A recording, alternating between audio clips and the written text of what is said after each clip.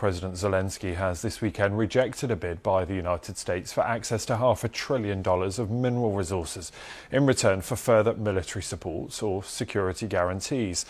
In an interview with the broadcaster NBC, Mr. Zelensky questioned whether minerals in areas currently held by Russia might be handed over to President Putin. Well, Ukraine holds huge deposits of critical elements and minerals, everything from lithium to titanium. It also has sizable coal deposits, as well as oil, gas and uranium. But much of this is in territories that are currently under Russian control. Well, let's speak to Robert Mugger, who's the founder of IGA-RAPE, the institute. He joins me now from Munich, where he's been attending that conference. Good to have you here. And talk to me, first of all, about Ukraine's position in the world mineral market. What has it got and why does America want it? Well, good to be with you. I mean, the first thing to say is that Ukraine is a critical mineral superpower.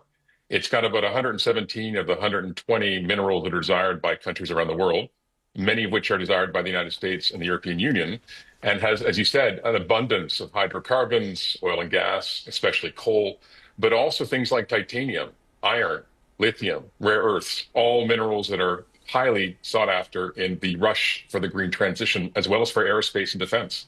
Yeah, and they're so crucial in that green transition, of course, particularly for their role in batteries. And we know that that is at the centre of that big row between the US and China. And so Ukraine probably finds itself caught between the two in terms of who has access to it, because if you have access, you have power.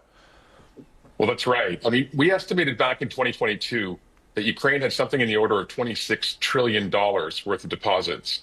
The big challenge, though, is not only are those not fully developed, but about 20 to 30% of those back in 2022 were in Russian-occupied areas.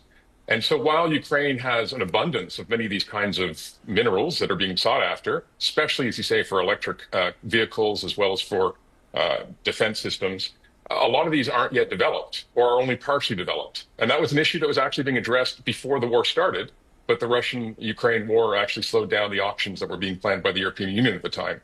And so is it your assessment here that these minerals are being used as a bargaining chip in terms of whether the US will support either militarily or in terms of security guarantees?